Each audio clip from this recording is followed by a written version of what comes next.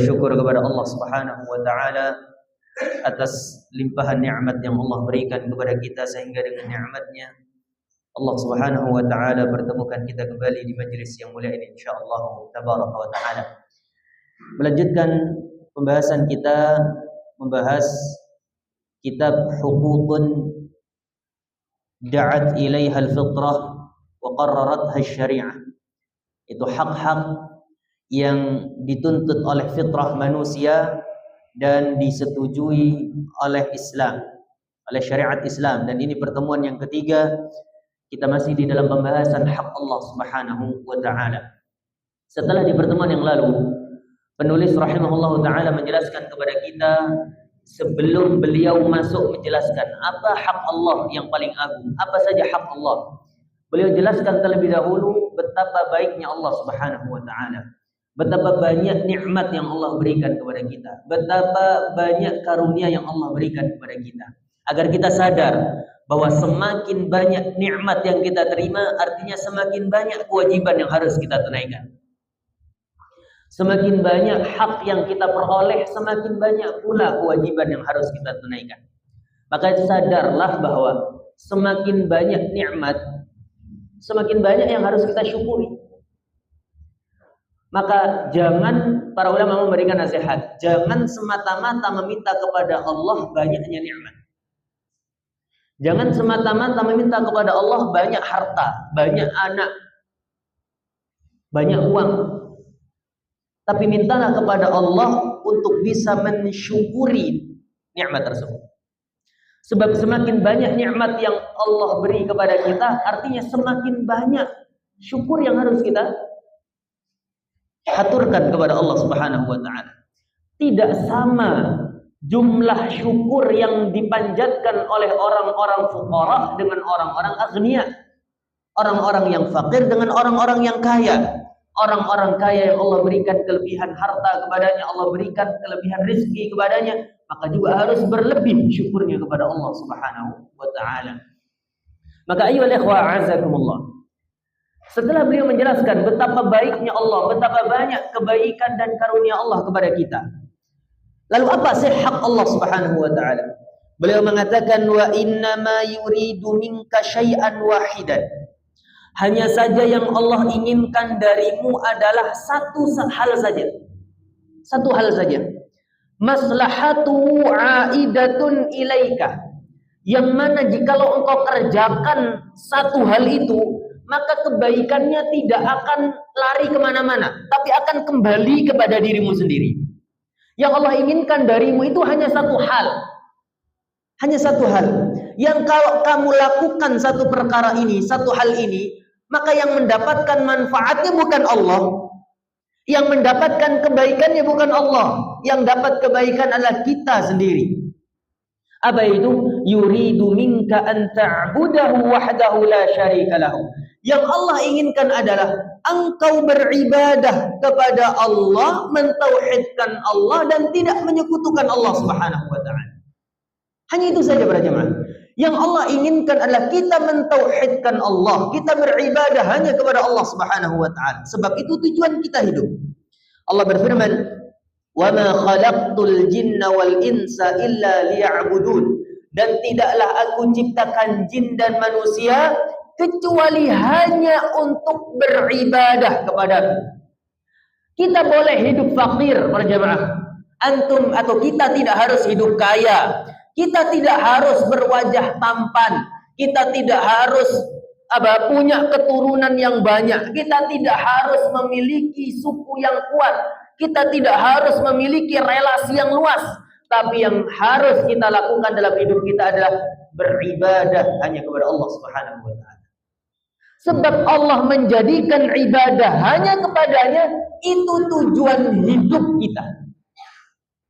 Bahkan Allah jadikan penyampaian dalam ayat ini dengan al-itsbat ba'dan nafyi yang berfaedah takhsis, mengisbat, menetapkan sesuatu setelah menafikannya. Dan ini bermakna pengkhususan. Allah berfirman, tidaklah aku ciptakan jin dan manusia kecuali tujuannya adalah untuk beribadah kepadaku. Artinya tujuan kita hidup di dunia tidak lain dan tidak bukan kecuali hanya untuk mentauhidkan Allah Subhanahu wa taala. Oleh karena itu, para jemaah yang dimuliakan oleh Allah Subhanahu wa taala, para ulama mengatakan faman haqqaqat tauhida, barang siapa yang telah merealisasikan tauhidnya kepada Allah, faqad haqqaqa alladhi ujida min ajlihi, dia telah merealisasikan, dia telah mewujudkan, dia telah menunaikan apa yang menjadi tujuan hidupnya. Hidup kita tidak dikatakan selesai para jemaah, kecuali ketika kita wafat masih di atas tauhid kepada Allah. Ketika kita wafat masih dalam kondisi mengesahkan Allah, maka pesan Allah kepada kita apa? Yang diulang oleh Rasul di dalam khutbatul hajahnya, dibaca oleh para khatib di mimbar-mimbar mereka. Firman Allah, wala tamutunna illa wa antum muslimun. Jangan sampai kalian wafat kecuali kalian berada di dalam agama Islam, dalam kondisi muslim, dan muslim yang hakiki bukanlah yang menyembah selain Allah. Muslim yang hakiki adalah yang beribadah hanya kepada Allah dan tidak menyekutukan Allah Subhanahu wa taala. Lalu apa kata Allah Subhanahu wa taala? Ma uridu minhum min rizqin wa ma uridu an yut'imun. Innallaha huwar razzaqu dzul quwwatil matin. Allah ketika memberikan kepada mereka, menuntut daripada manusia satu hak saja. Yang Allah minta daripada kita semua hanyalah satu hal, beribadah hanya kepada Allah, beribadah dengan mentauhidkan Allah Subhanahu wa taala. Lalu Allah jelaskan bahwa jikalau kalian lakukan itu, kebaikannya, maslahatnya enggak kembali kepada Allah Subhanahu wa taala. Andaikan seluruh makhluk melakukan ketaatan, kata Rasulullah, dari mulai manusia pertama Nabi Adam sampai manusia terakhir, dari jin yang pertama sampai jin yang terakhir, semuanya beriman kepada Allah, beribadah kepada Allah, la yazidu min mulkihi syai'a, tidak akan menambahkan fi mulkihi syai'a, di dalam kekuasaan Allah sedikit pun. Tidak akan menambah banyaknya kekuasaan Allah Subhanahu wa taala meskipun sedikit. Tidak berdampak apa-apa bagi Allah Subhanahu wa taala. Sebagaimana andaikan manusia yang pertama sampai manusia yang terakhir, jin yang pertama sampai jin yang terakhir, mereka semua bermaksiat kepada Allah, andaikan mereka semua kufur kepada Allah, itu tidak akan mengurangi kekayaan Allah dan kekuasaan Allah Subhanahu wa taala. Allah katakan, "Ma uridu minhum min rizqin." Dari ibadah yang kalian lakukan, aku, kata Allah, tidak ingin rizki daripada kalian. Aku tidak ingin kenikmatan atau kebaikan daripada diri kalian. Aku enggak butuh, kata Allah. Wa ma uridu ayut'imun, dan aku tidak butuh diberi makan oleh kalian. Innallaha huwar razzaqu dzul quwwatil matin. Kata Allah Subhanahu wa taala, bahkan dialah Allah yang maha memberi rezeki lagi memiliki kekuatan. Para jemaah yang dimuliakan oleh Allah Subhanahu wa taala, Allah ingatkan dalam ayat ini, artinya kalau kalian itu mentauhidkan Allah, beribadah kepada Allah, tidak menyekutukan Allah, kebaikannya tidak akan kembali kepada siapapun kecuali kepada diri kalian sendiri yang melakukannya. Sebagaimana ketika seorang hamba melakukan kemaksiatan, tidak ada yang dia rugikan kecuali dirinya sendiri sebelum dia merugikan orang-orang lain. Maka para jemaah yang dimuliakan oleh Allah Subhanahu wa taala, yang Allah minta hanya satu. Di balik kenikmatan yang sebegitu banyak, di balik kenikmatan yang sebegitu banyak, yang Allah inginkan dari kita hanya satu, beribadah hanya kepada Allah. Itu pun kalau kita lakukan, kebaikannya kembali kepada kita sendiri. Dari sini para ulama mengatakan, para jemaah, kalau kita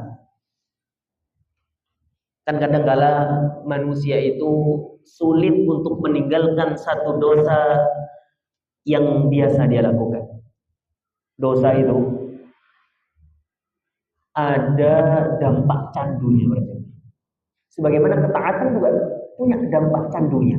Orang yang sudah merasakan manisnya ketaatan, dia akan candu untuk melakukan ketaatan itu terus. Sebagaimana kemaksiatan pun demikian. Tapi bedanya kemaksiatan itu nikmatnya menipu.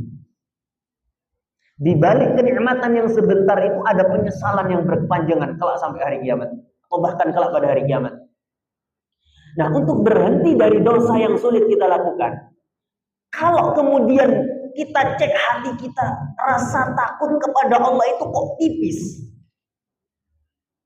Maka kita ini harus rajin-rajin muhasabah.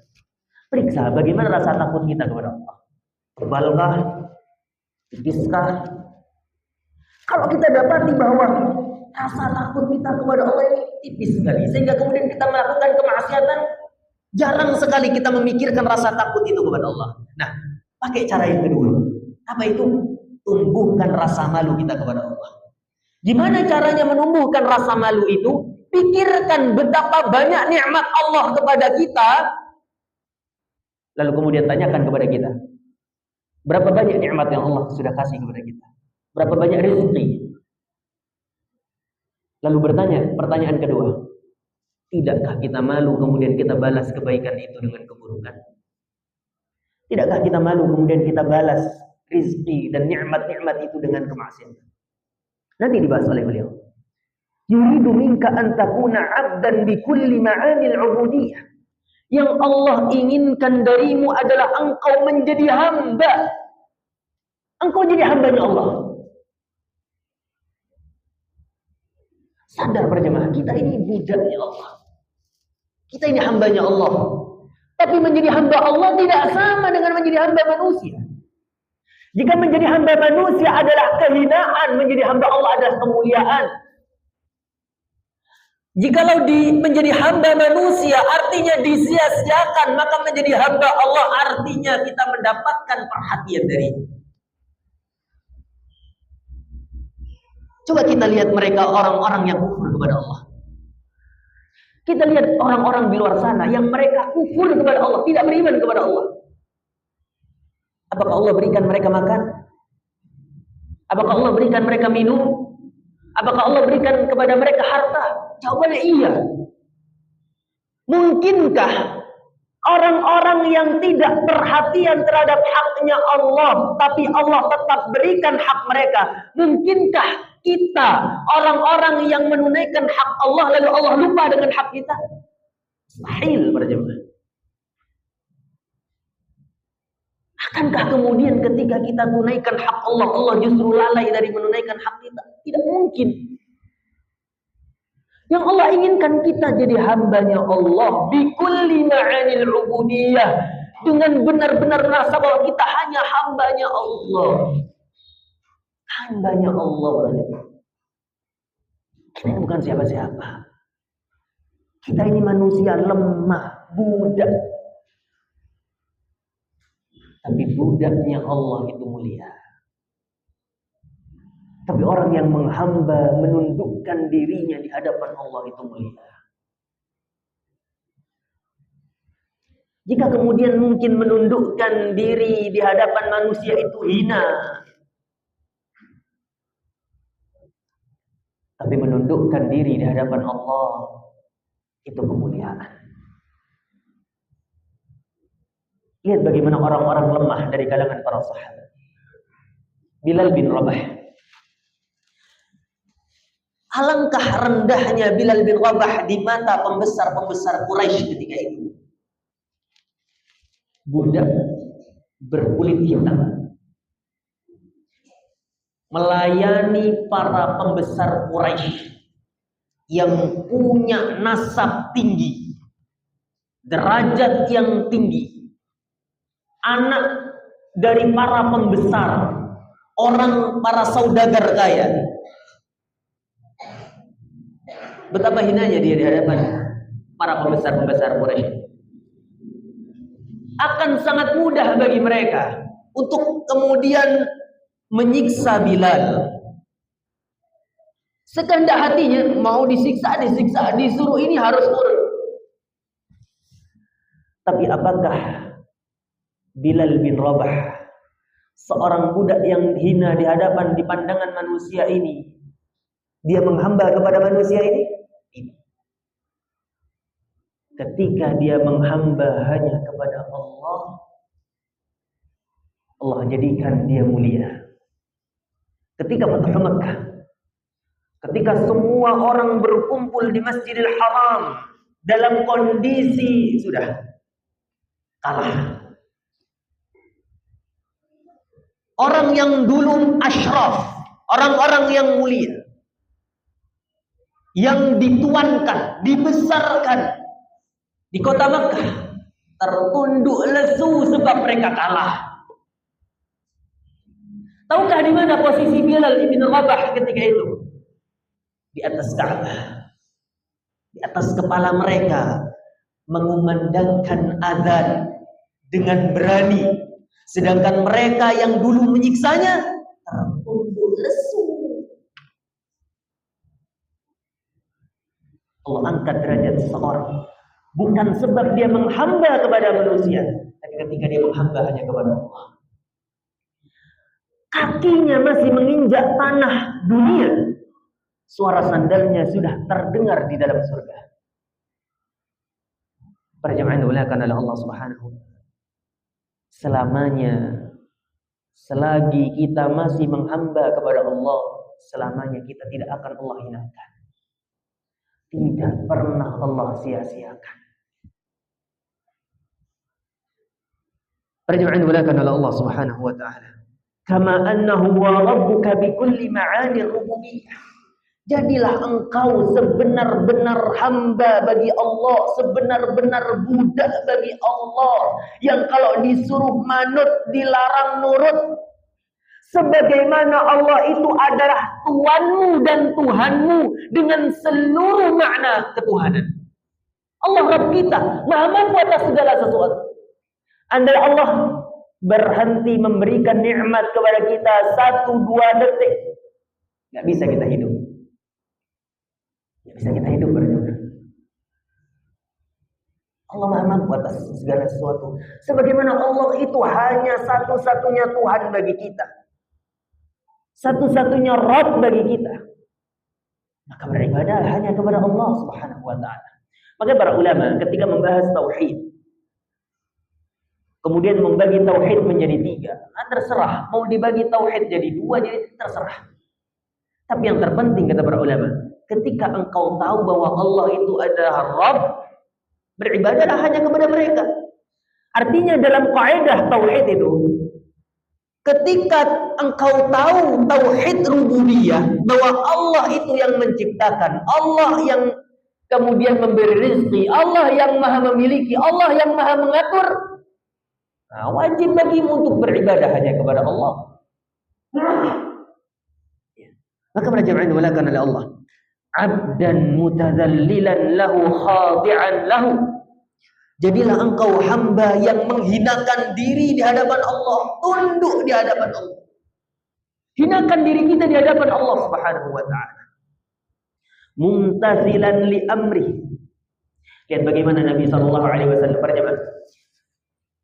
Bahkan kalau orang itu sedih, ketika orang itu berada dalam kondisi yang sangat gundah, galau, sedih berat misalnya, solusi dia bukan kembali kepada manusia, menghamba kepada manusia, melas-melas di hadapan manusia. Itu bukan solusi. Tapi menghambalah kepada Allah. Nabi ketika sedih, sebelum beliau bercerita, berkonsultasi kepada para sahabatnya atau kepada para istrinya, yang pertama kali beliau datangi adalah Allah. Apa yang beliau panjatkan? Doa ketika gundah itu, Allahumma inni abduk, ibnu abdik, ibnu amatik. Ya Allah, hamba ini budak, anak dari budak laki-lakimu, anak dari budak perempuanmu. Menghamba kepada Allah, menghinakan diri kita di hadapan Allah. Wa ma tawadha'a ahadun lillah illa rafa'ah. Tidaklah seorang menundukkan dirinya, menundukkan hatinya tawadhu', rendah hati lillah, untuk Allah, illa rafa'ahu Allah, kecuali Allah akan tinggikan derajatnya, bukan justru Allah hinakan. Mumtasilan li amri, bukti engkau tunduk patuh kepada Allah, bukti engkau tunduk kepada Allah itu apa? Mumtasilan li amri, patuh dengan perintahnya.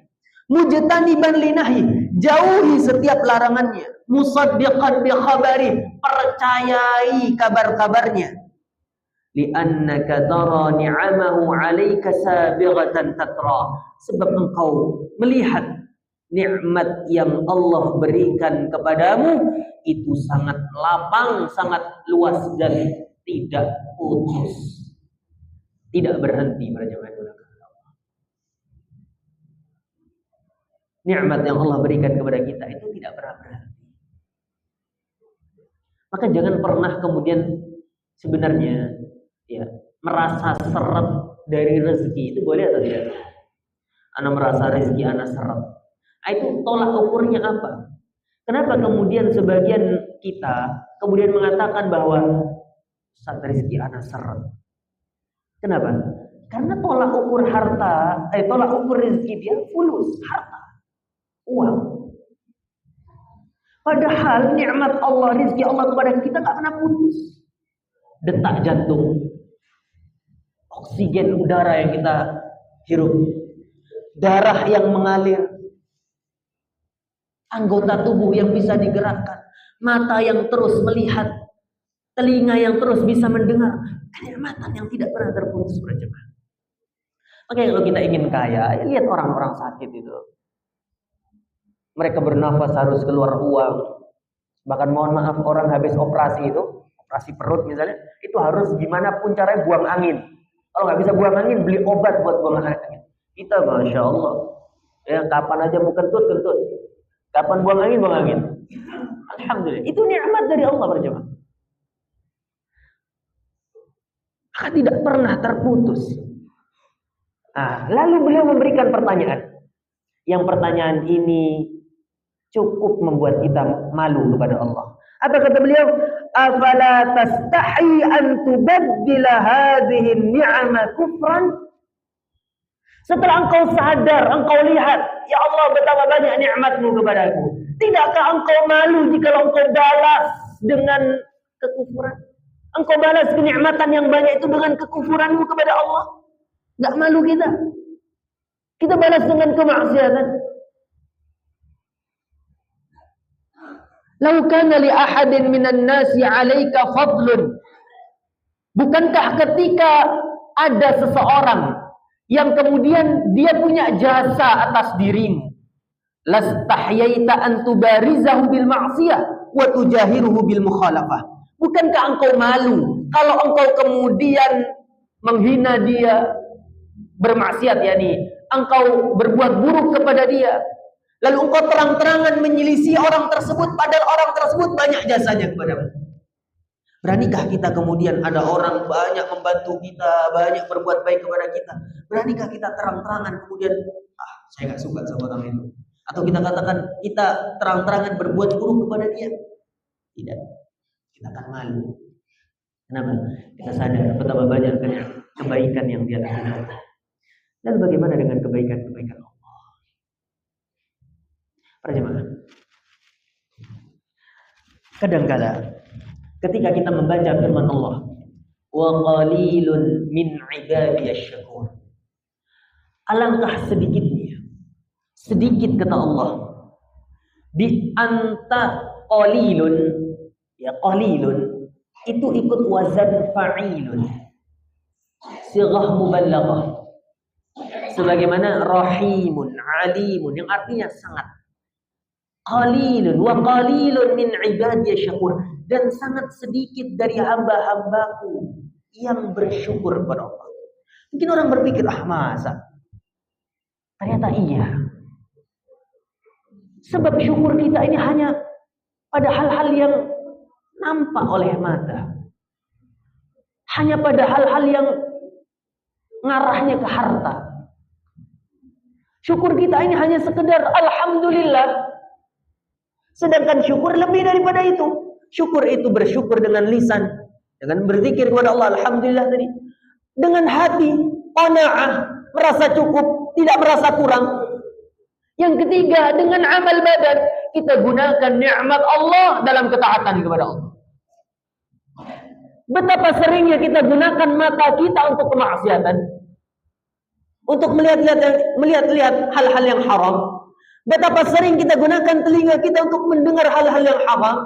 Betapa sering kemudian lisan kita gunakan untuk berucap dengan hal yang haram. Betapa sering kita gunakan tangan dan kaki kita untuk hal yang haram. Ini tandanya kita belum bersyukur kepada Allah Subhanahu wa taala. Tidak heran Nabi mengatakan, Allah berfirman, wa qalilun min ibadiy syukur. Para jemaah dimulakan oleh Allah Subhanahu wa taala, bukankah kemudian kita malu kalau ada orang yang punya banyak jasa kepada kita, lalu kemudian kita berbuat buruk kepadanya? Fa kaifa bi rabbika alladhi kullu fadlin 'alayka fa huwa min fadlihi wa kullu ma yandafi'u 'anka min su'in fa min rahmatihi.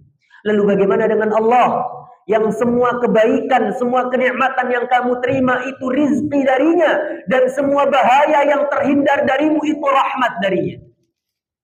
Bagaimana dengan Allah yang begitu baik memberikan kepadamu kebaikan, begitu baik menghalangi keburukan untuk bisa sampai kepadamu?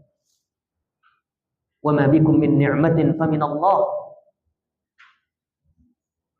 Apapun kenikmatan yang kalian rasakan itu dari Allah Subhanahu wa taala. Perjalanan mulakan Allah. Sekali lagi, istahyu minallahi haqqal haya. Rasul mengatakan, malulah kalian kepada Allah dengan sebenar-benar rasa malu.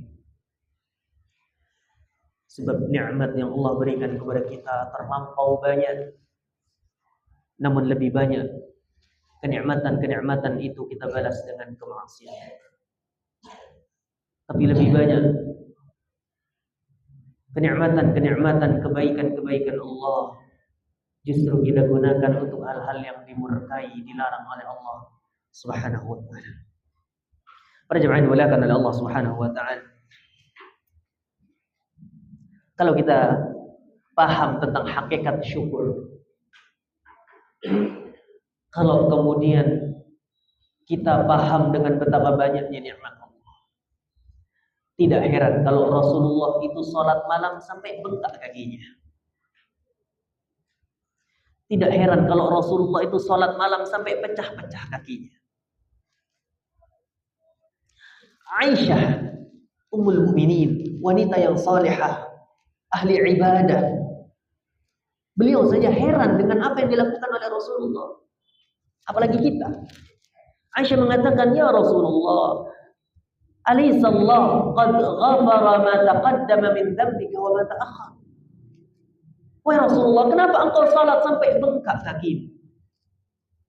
Kenapa engkau salat sampai pecah-pecah kakimu? Bukankah Allah telah mengampuni dosamu yang telah lalu dan yang akan datang? Perjemaah, andaikan kita manusia yang begitu mudah takluk dengan hawa nafsu ini, dapat kabar dari Allah, lakukan apapun yang kau mau, dosamu yang lalu dan akan datang akan diampuni. Apa yang kita lakukan? Nggak ada jaminan semua berani kita terjam. Apalagi ada jaminan ampunan dari Allah.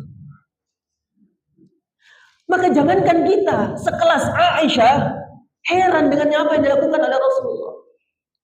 Allah kan sudah ampuni semua dosamu, ya Rasul. Kenapa engkau salat sampai bengkak kaki? Apa kata Nabi? Afala uhibbu an akuna 'abdan syakura. Wahai Aisyah, apakah menurutmu aku tidak suka kalau di sisi Allah aku tercatat sebagai hamba yang pandai bersyukur? Ternyata syukur sesuai prakteknya Rasulullah, ya sholat malam sampai bengkak. Kita Pak sampai pegel-pegel. Kenapa? Kebanyakan tidur. Bangun subuh iqamah, bukan azan, iqamah. Jangan mulakan Allah Subhanahu wa taala. Ternyata ini loh syukur. Kita gunakan semua nikmat itu hanya untuk Allah. Minallah, dari Allah, wa ilaih, dan kepada Allah, walillah, dan untuk Allah, bukan untuk selainnya, bukan untuk hal-hal yang justru. Kenapa? Sebab semakin banyak nikmat yang dia dapatkan, semakin banyak yang dia kufuri. Semakin banyak harta yang dia dapat, semakin banyak yang dia tidak syukuri. Dan setiap nikmat yang tidak disyukuri mendatangkan azabnya Allah. La in syakartum la azidannakum wa la in kafartum inna adzabi lasyadid. Kalau kalian bersyukur kepada Allah, pasti aku benar-benar akan tambahkan, kata Allah, nikmat tersebut kepada kalian. Tapi kalau kalian kufur terhadap nikmatku, sesungguhnya azabku itu azab yang pedih. Makanya kalau kita kemudian Allah kasih kekurangan dalam harta, dari satu sisi bersyukur antum. Ya Allah, alhamdulillah hartaku nggak terlalu banyak. Kenapa? Karena kalau hartaku banyak mungkin aku nggak bisa mensyukuri semua harta itu. Perjamuan dimulakan oleh Allah Subhanahu wa taala. Lalu beliau mengatakan, wa inna hadzal haqq. Alangkah baiknya Allah. Ini menampakkan lagi kebaikan Allah. Tadi disebutkan kebaikan Allah begitu banyak, tapi yang Allah tuntut kepada kita hanya satu, beribadah hanya kepada Allah. Yang mana kalau kita lakukan, kebaikannya kembali kepada kita sendiri. Lalu beliau katakan, wa inna hadzal haqq alladhi aujabahu Allah li nafsihi la yasirun sahlun ala man yassarallahu lahu. Apa yang Allah tuntut kepada kita berupa ibadah ini, itu ternyata Allah jadikan mudah untuk kita lakukan. Kurang enak apa kita menjadi hamba Allah? Kurang enak apa kita jadi hamba Allah? Rizki Allah kasih banyak, nikmat Allah berikan berlimpah-limpah. Yang Allah tuntut hanya satu, itu pun Allah berikan kemudahan untuk melakukannya. Dzalika bi anna Allah lam yaj'al fihi harajan wala dhiqan wala masyaqqatan.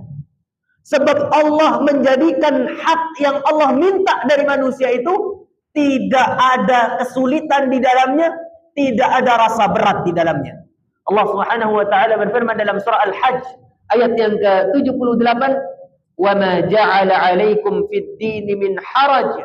Dan Allah tidak menjadikan atas kalian dari agama ini sesuatu yang menyulitkan kalian. Kalau kita buka ayat-ayat Al-Quran, akan kita dapati banyak sekali firman Allah yang menyuruh kita untuk melakukan ketaatan, tapi sesuai dengan kemampuan kita. Fattaqullaha mastata'tum, kata Allah. Bertakwalah kalian kepada Allah semampu kalian. Ingat ya, semampu, bukan semau. Beda ya. Kalau semampu kalian, sebenarnya kita mampu, tapi nggak mau. Orang sholat jamaah 5 waktu ke masjid, mampu atau tidak? Mampu saja sebenarnya, cuma nggak mau. Kalau semau kalian, wah ruwet. Akhirnya banyak yang kita nggak mau, tapi sebenarnya kita mampu. Allah katakan, bertakwalah kalian kepada Allah semampu kalian. Dalam ayat lain Allah berfirman, la yukallifullahu nafsan illa wus'aha. Allah tidak akan membebani satu jiwa dengan kewajiban atau dengan beban apapun kecuali sesuai dengan kemampuannya. Perjalanan dimulakan oleh Allah Subhanahu wa taala. Innahu aqidatun muthla. Ini aqidah yang begitu indah, yang begitu luar biasa. Wa imanun bil haqq. Keimanan yang benar. Wa amalun salihun muthmirun, dan amal saleh yang membuahkan buah yang indah. Aqidatun qawamuhal mahabbah wa ta'zim. Aqidah kita itu pancangnya, tiangnya adalah rasa cinta kepada Allah dan pengagungan kepadanya. Wa thamaratuhal ikhlas wal musabarah, dan buah manis daripada aqidah itu, daripada keyakinan kita, adalah keikhlasan kepada Allah Subhanahu wa taala. Perjalanan dimulakan oleh Allah Subhanahu wa taala. Apa yang Allah tuntut? Coba beliau katakan di sini. Beliau hendak buktikan, Allah ketika nyuruh kita ibadah hanya kepadanya, kita akan lihat bahwa ibadah itu mudah, semuanya mudah. Allah nggak minta kepada kita hal-hal yang sulit. Allah menyuruh kita hal-hal yang sebenarnya kita mampu. Beliau katakan di sini, khamsu shalawatin fil yaum. Yang Allah minta kepada kita salat 5 waktu. Di dalam fil yaumi wal lailah, dalam sehari semalam. 5 waktu dalam sehari semalam. Yang kalau kita total berapa sih? 5 waktu ini kalau kita total sampai sejam? Enggak per jam. Enggak. Ada di sini yang satu kali sholat 15 menit. Hah? Ada yang satu kali sholat 15 menit. Jarang. Kalau ada itu dikomplain imamnya. Ya, makmumnya masjidnya sepi kalau imamnya panjang. Farja'in walakan Allah. Yukaffirullahu bihinnal khataya. Coba kita lihat. Ingat kaidahnya tadi ya. Allah banyak memberi nikmat, yang Allah tuntut hanya satu. Kalau kita lakukan tuntutan itu, kebaikannya kembali kepada kita. Nikmat Allah banyak. Allah nyuruh kita sholat. Kalau kita sholat, kebaikannya untuk siapa? Untuk kita. Yukaffirullahu bihinnal khataya. Kalau kita sholat, bukan Allah yang dapat manfaat, kita dapat manfaat. Apa itu? Allah akan hapuskan dosa-dosa kita. Wa yarfa'u bihinnad darajat. Allah akan angkat dengannya derajat-derajat kita. Wa yuslihu bihinnal quluba. Allah akan perbaiki hati-hati kita. Nah ini para jemaah. Jadi salah satu faktor yang memperbaiki hati kita yang kotor, yang membersihkan hati kita, yang memperbagus hati kita yang sakit ini adalah salat. Adalah salat. Wal ahwala, memperbaiki kondisi kita. Para ulama mengatakan kalau kita ingin memperbaiki kondisi hidup kita, yang pertama kali harus kita perbaiki adalah salat kita. Para jemaah, jangankan tinggalkan salat. Orang yang salat di masjid saja, jangan orang yang salatnya di rumah, jangan. Orang yang salat di masjid, terus kok langganan masbuk, langganan telat, itu saja berakibat buruk dalam hidup kita. Rasulullah Sallallahu Alaihi Wasallam ketika melihat ada orang di masa beliau yang kemudian sholatnya itu langganan masbuk. Artinya para sahabat pun yang hidup sama Rasulullah ada yang langganan masbuk. Tapi keberadaan mereka ini untuk hikmah, biar kemudian kita belajar dari mereka. Lalu Nabi berikan peringatan kepada mereka. Wala yazalun nasu yata'akhkharuna hatta yuakhirahumullah. Dan ketika manusia itu selalu yang terbiasa menunda-nunda, bukan telat karena ada hajat, bukan telat karena memang ada kebutuhan yang mendesak, memang udah males, si nunggu iqamah, si nunggu ini, si nunggu itu, biasa memperlambat untuk menuju sholat. Hatta yuakhirahumullah, sampai Allah terlambatkan mereka, Allah tunda mereka dari segala kebaikan. Kalau lambat rezeki kita datang, ya jangan salahkan kalau sholat kita itu lambat.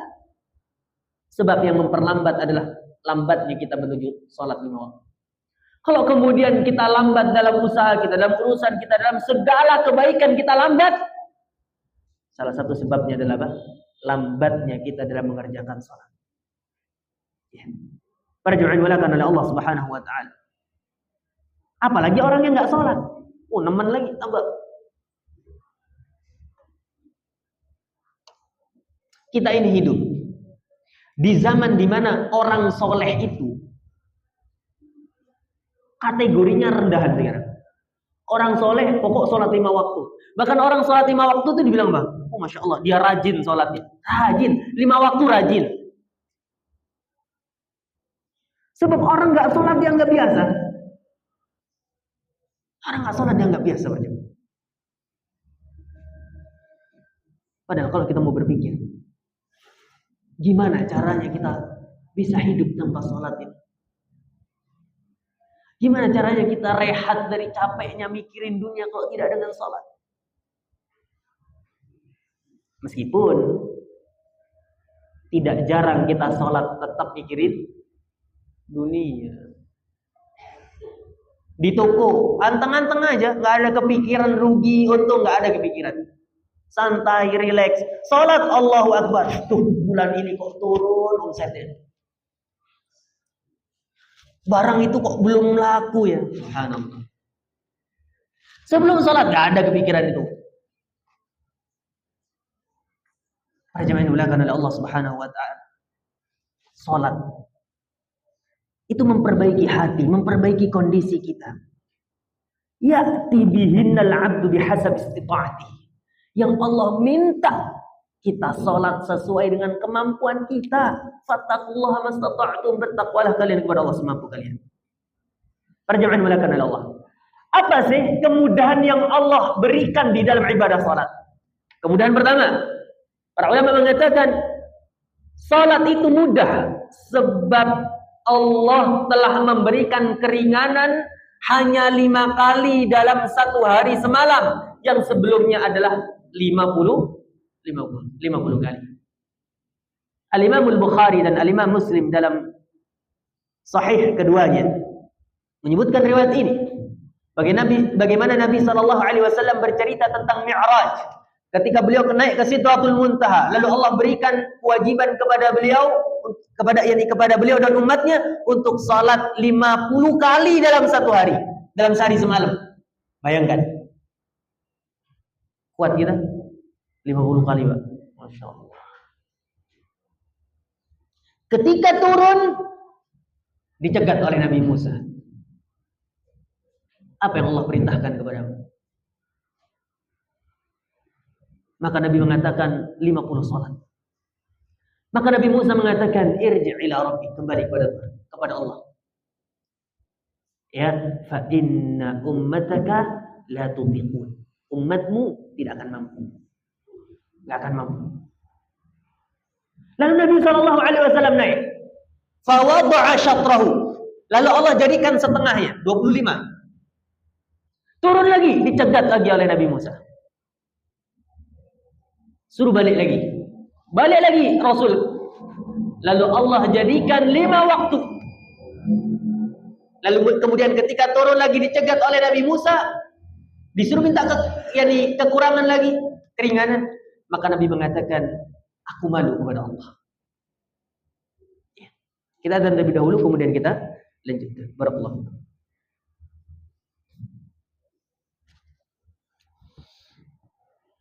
Perjamaah dimuliakan oleh Allah Subhanahu wa taala. Kita lanjutkan sebentar. Maka ketika Allah menjadikan salat 5 waktu yang dari awal 50 kemudian menjadi 5, ini menunjukkan betapa mudahnya syariat ini. Sehingga dari 24 jam waktu kita dalam 1 hari 1 malam, kalau kemudian dikurangi total waktu yang kita habiskan untuk salat 5 waktu, itu nggak kurang atau nggak lebih daripada 1 jam, atau paling anggaplah lama misalnya nggak sampai 2 jam 5 waktu ini. Artinya hanya 2 jam dari kehidupan kita yang kita kurangi untuk menunaikan hak Allah, sedangkan 22 jam yang lain kita gunakan untuk hal yang lain. Para jemaah dimuliakan oleh Allah Subhanahu wa taala. Kemudian yang kedua, kemudahan yang Allah Subhanahu wa taala berikan kepada kita di dalam ibadah salat adalah kemudahan-kemudahan berupa tempat. Nabi sallallahu alaihi wasallam bersabda di dalam sebuah hadis yang diriwayatkan oleh Imam Bukhari dan Muslim, dikenal dengan hadithul khasa'is. Hadis yang menjelaskan kekhususan Rasulullah sallallahu alaihi wasallam. Di antara 5 kekhususan Rasulullah dan umatnya, beliau mengatakan wa ju'ilat liyal ardu masjidan, dan Allah jadikan bagiku seluruh bumi ini masjid, yang di tempat untuk ibadah. Perjemaah dimuliakan oleh Allah, salat itu syariat yang Allah wajibkan kepada umatnya Rasulullah dan umat para nabi-nabi terdahulu sebelum beliau. tentu dengan perbedaan tata cara dan syariat ketika itu. Tapi semuanya diwajibkan untuk salat. Namun yang membedakan salatnya umat sebelum Rasulullah dengan umat Rasulullah adalah tempat.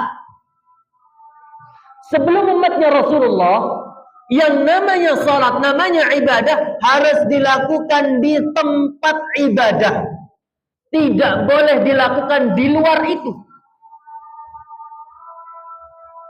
Artinya mereka umatnya Nabi Musa, salatnya harus di tempat ibadahnya. Umatnya Nabi Isa harus di tempat ibadahnya. Tidak boleh keluar daripada itu. Tapi Rasul mengatakan, Allah jadikan bagiku seluruh bumi ini masjid, yang di tempat untuk ibadah. Sehingga para ulama mengatakan masjid itu memiliki banyak makna. Memiliki 3 makna. Yang pertama, masjid bermakna umum. Masjid yang maknanya umum adalah kullu makanin lil ibadah. Sawa'un kana lil muslimin aw lil kafirin. Tempat untuk ibadah, baik itu untuk orang muslim atau orang kafir. Ini ya masjid.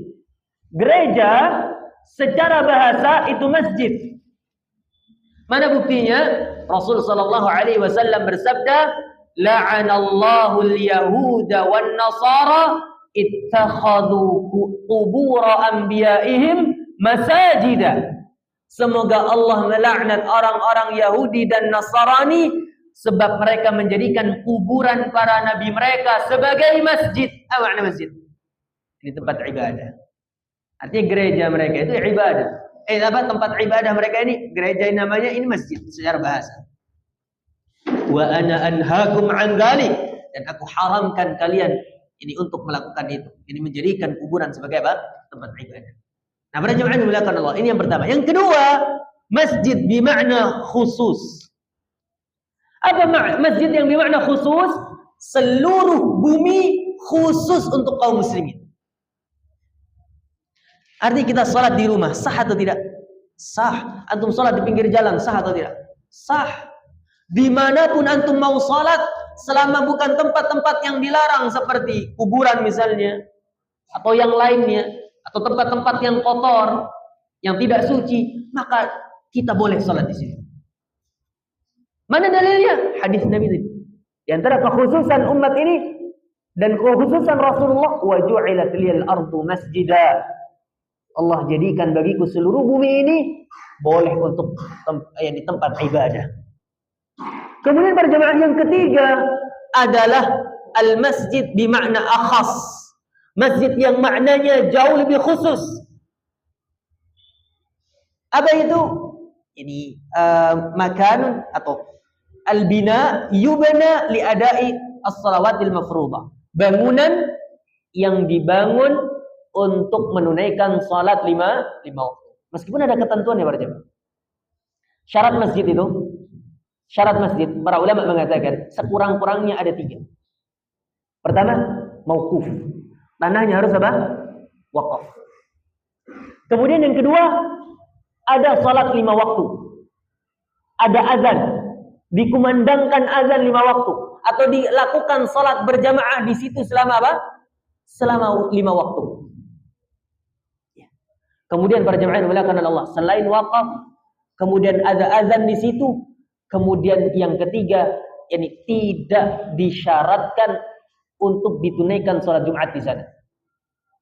Artinya, kalau ada langgar musola, wakaf, ya wakaf, yani lillah, sudah milik Allah. Berarti nggak bisa dijual, nggak ada yang punya Allah. Kemudian dikumandangkan di situ azan 5 waktu, atau kalaupun tidak ada azan, sholat 5 waktu di situ, jamaah 5 waktu di situ. Sudah masuk masjid atau bukan? Masuk masjid. Tapi kalau ada jumatannya itu namanya masjid jami'. Ya, masjid jami'. Nah, kalau masjid para jamaah ada kekhususan hukumnya, tidak boleh jual beli di sana. Tidak boleh berhubungan suami istri di sana. Tidak boleh kemudian orang haid dan nifas masuk menurut pendapat yang kuat. Adapun hanya lewat boleh. Tapi kalau tinggal al-mukfu, tinggal di dalam, tidak boleh. Ya. Kemudian para jamaah dimuliakan oleh Allah, tidak boleh mengumumkan barang yang hilang. Siapa yang nemu sandal saya di masjid, nggak boleh. Nah, para jamaah dimuliakan oleh Allah Subhanahu wa taala, ini makna masjid yang akhas, yang lebih khusus daripada yang kedua. Lihat kemudahan yang ditawarkan oleh Allah Subhanahu wa taala. Salat di mana saja bisa. Kemudian yang berikutnya, apa yang menjadi rukun di dalam salat bisa digantikan dengan hal yang lebih mudah ketika adanya darurah. Ketika adanya darurah. Rukun salat adalah berdiri misalnya. Di antara rukun ada berdiri. Ada rukuk, ada sujud. Tapi ketika orang tidak mampu melakukan itu, Nabi katakan shalli qa'iman fa illam tastati' fa qa'idan wa illam tastati' fa 'ala jambin. Kalau engkau salat berdiri. Kalau enggak mampu ya sudah duduk. Kalau enggak mampu maka bersandar. Lihat bagaimana hal-hal yang bahkan sebelumnya wajib, bahkan rukun, yang kalau ditinggalkan ingat atau lupa batal, itu bisa digantikan dengan kemudahan-kemudahan yang lain jikalau ada didapati kesulitan di sana. Kemudian kemudahan yang terakhir di dalam ibadah salat adalah Allah Subhanahu wa taala membolehkan kita itu membagi rangkaian salat itu kepada rukun, kemudian sunnah, ada yang wajib. Sehingga salat ini andaikan diringkas hanya melakukan yang rukun dan wajib saja, lalu meninggalkan yang sunnah, tetap sah. Artinya, seorang hamba bisa melakukan sholat itu dengan sempurna, meski dengan waktu yang singkat, yang sebentar.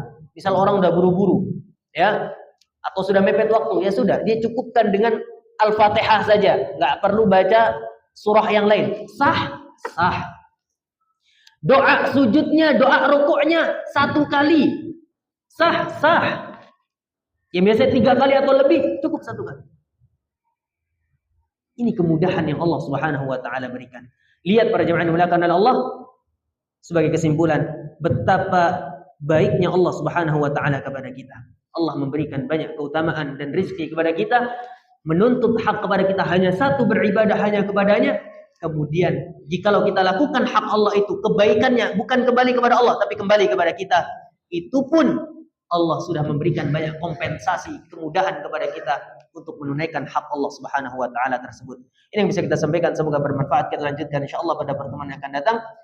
Subhanakallahumma bihamdika asyhadu an la ilaha illa anta astaghfiruka wa atubu ilaik. Hadanallahu wa iyyakum ajma'in. Assalamualaikum warahmatullahi wabarakatuh.